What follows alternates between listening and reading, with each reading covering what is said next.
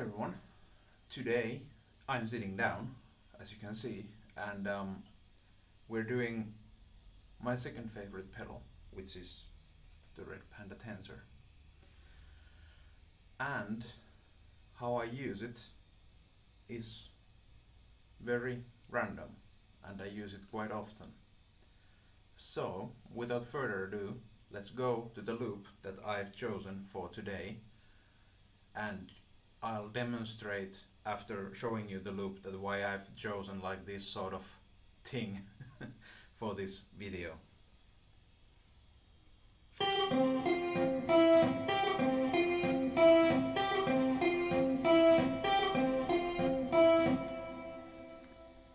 And why we have a little bit, well, a short loop, but it's long enough and it has different pitches, so that when we're changing the speed, the pitch, the time, and doing all sort of random things, we can change it quite a lot.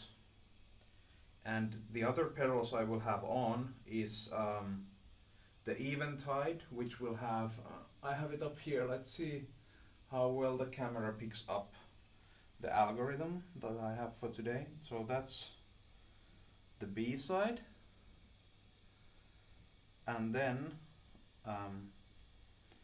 that's the A side. So it's like a reverb and then some color with the reverb.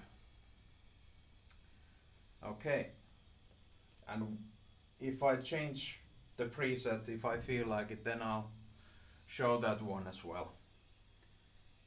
Alright, and without further ado, I will stop speaking for a moment and let me turn the spring reverb off my amp, and we'll start twiddling knobs.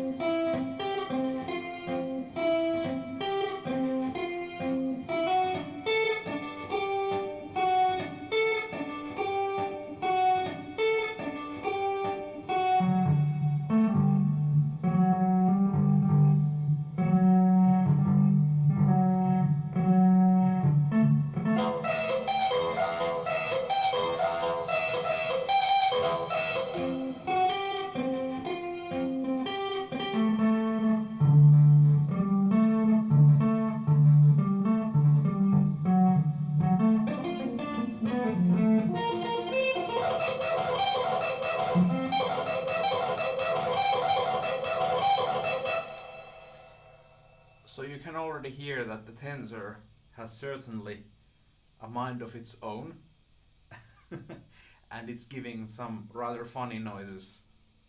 Let's continue. I'll turn the randomizer off and put it again to forward, so we'll hear just what this is doing now.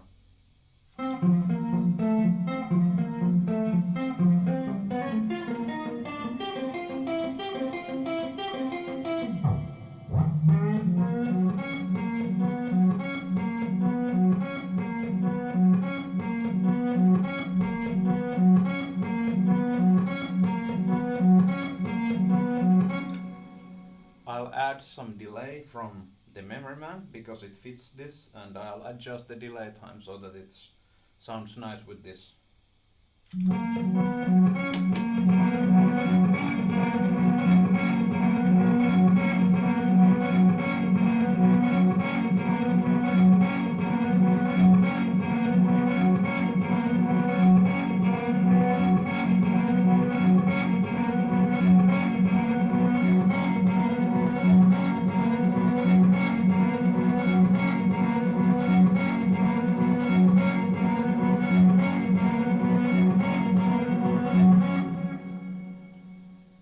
And now, since we have some delay, let's have some even more fun. So let's let the tensor decide exactly what we're doing. Right now it's in a forward without adjusting this knob, which basically decides the amount of randomness. And basically we're playing it at the pitch we've recorded it at. But we're playing it, we're telling it to go a bit faster, but then with the reverse side we're telling it to go a bit slower. Sounds funny, but that I'm not doing anything, but it is different than just adjusting the time, or I mean just adjusting the speed without touching the time. Alright, let's go to the random.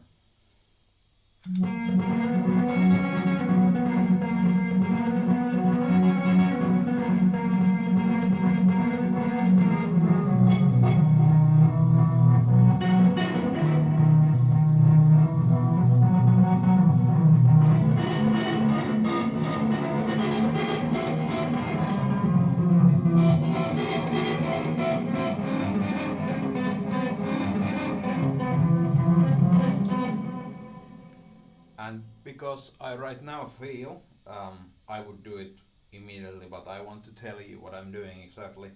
I'll now add some slapback delay, and I wanted to go before the memory man, so I'll use the DSD2. Go to the short delay setting, and the slapback I like is somewhere around here. Let's see, if I take just the dry guitar, I'll find it better than with the loop.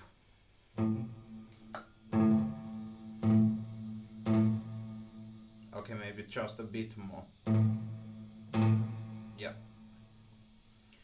And this is how I'm usually playing around, so I'm sitting here down.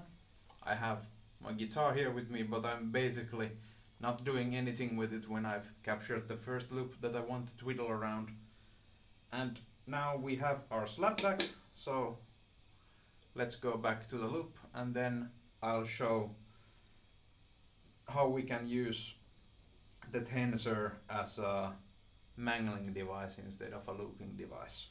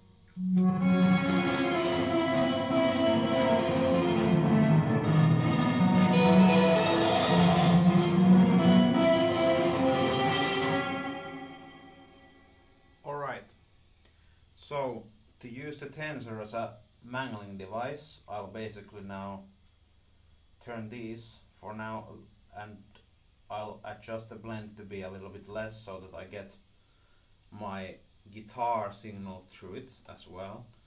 Let's turn for the moment the slapback off and the memory man off. So we should basically have a cleanish guitar signal. Yeah, it's just the, if we turn the eventide for a moment off, that's a really dry guitar sound. Alright, let's turn it back on. Okay, and now we'll use the tensor as a mangling device. So I'm turning the time off, or well, not off, I'm turning it counterclockwise, so it should give me like a delay.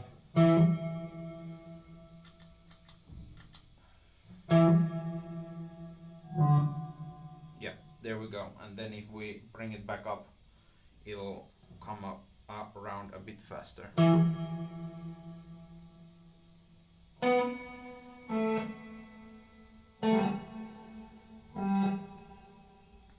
And if we give ourselves instead clockwise the speed but not full, we'll get something different again.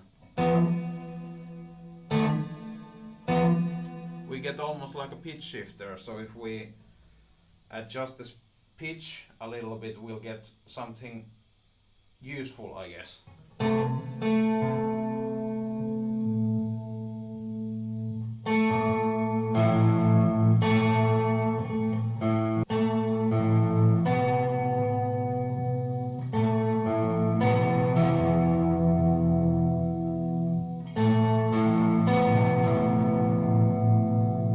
And now if we add a basic long delay, so I'll use the DSD and I'll just have one repeat, so I'm turning the feedback to the minimum.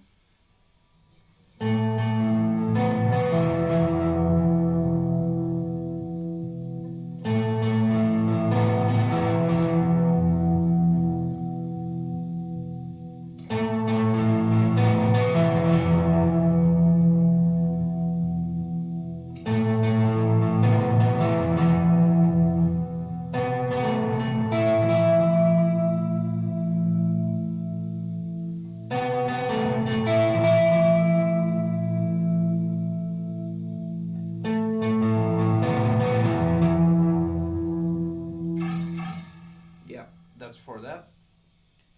And then if we put the time just a bit off and instead take like a really harsh octave up.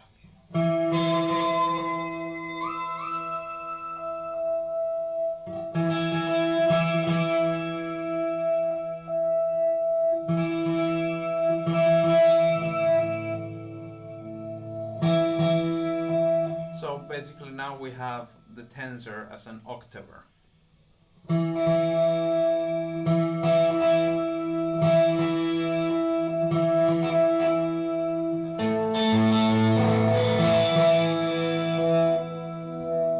now because it's a bit harsh, I maybe want like a color delay instead, so let's use the memory man.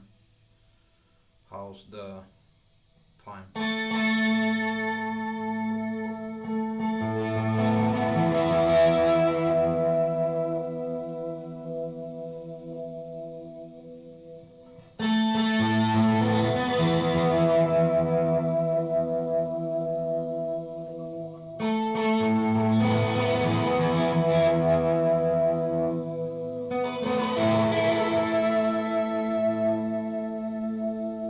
Yeah, I think for this sound we want something really immersive from the reverb. So I'm choosing a different longish reverb from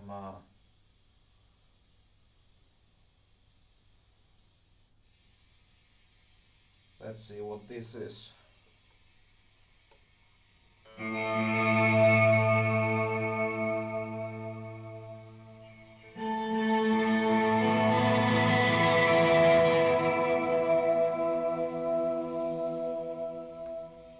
Sounds good.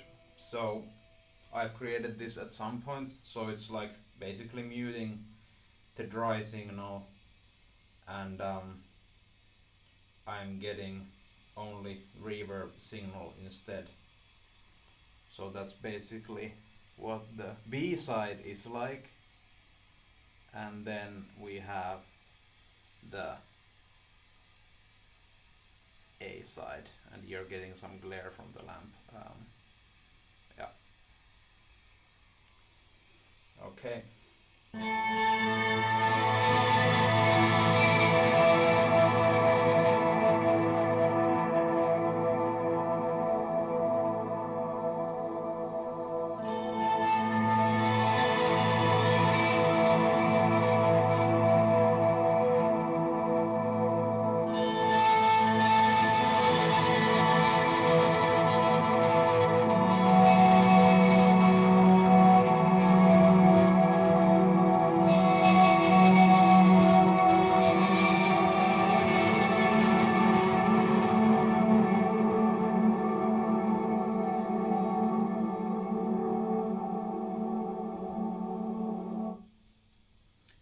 Basically I can use the iPad that I'm using basically to control the H90, I can quickly bypass the whole effect. Okay, so if we now go to next, and I'm sorry if I'm not demonstrating this great, because this is what I'm rarely using, but if I get it working, it sounds great. Alright, we're back, and now you'll show here the loop that I decided to get for this one with the DL4, and we can also play with the octave down or like a half speed. It basically is the same thing, or a reverse that the DL4 offers, but what we're interested in mainly is that if I get this Red Panda Tensor doing what it's supposed to do, and I'm not using this remote 4, yeah, and instead just the pedal.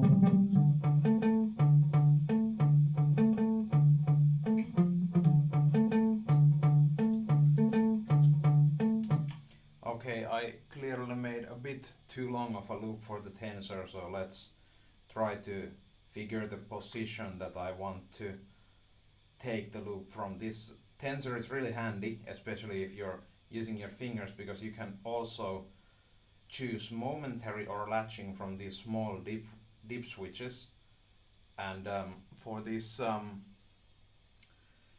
like finger style instead of foot style, it can be sometimes beneficial to change it on the go. For when I'm using my foot only, then I prefer the latching, which is like your standard on and off. But okay, let's see where we get.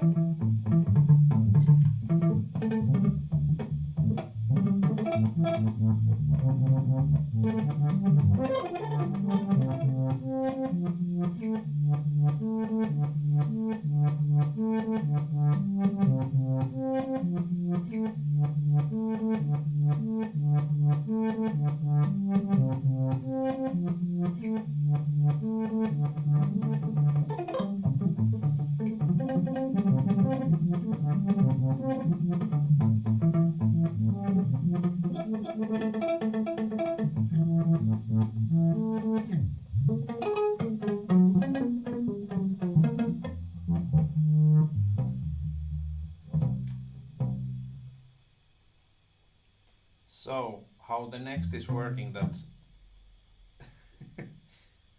it wants some input to it instead of working as a regular looper. So if I now turn this back on, I should maybe get something back.